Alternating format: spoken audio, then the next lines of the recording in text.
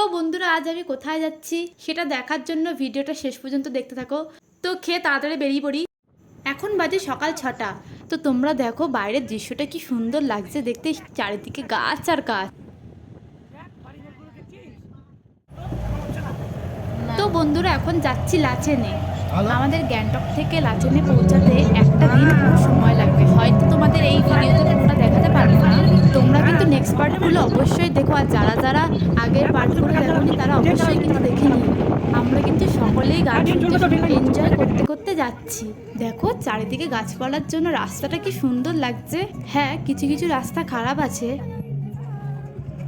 তো তোমরা শুনতে পাচ্ছ আমিও গানের সাথে সাথে তাল মেলাচ্ছি। কি বলো তো বন্ধুরা, আমার তো এত সকালে ওঠার অভ্যাস নেই, তো কী করবো, গাড়িতে গান চালিয়ে ঘুমটা ভাঙানোর চেষ্টা করছি। তোমরা যে লম্বা লম্বা গাছগুলো দেখছো না, এগুলো সব শাল গাছ। চারিদিকে শুধু শাল গাছ আর শাল গাছ। তো বন্ধুরা দেখো ফার্ন গাছগুলো কত বড় বড়, কত সুন্দর লাগছে। ये वाला धूप का घास है। हम लोग ना इसका जो ये घास है ना, इसको जलाते हैं हम। তো তোমরা শুনতেই পেলে, এনারা শাল গাছের পাতা শুকিয়ে ধূপকাঠি হিসেবে ব্যবহার করে। তোমাদের ভিডিওটা কেমন লাগলো অবশ্যই জানিও, কিন্তু ভিডিওটা ভালো লাগলে লাইক কমেন্ট সাবস্ক্রাইব করে দেবে।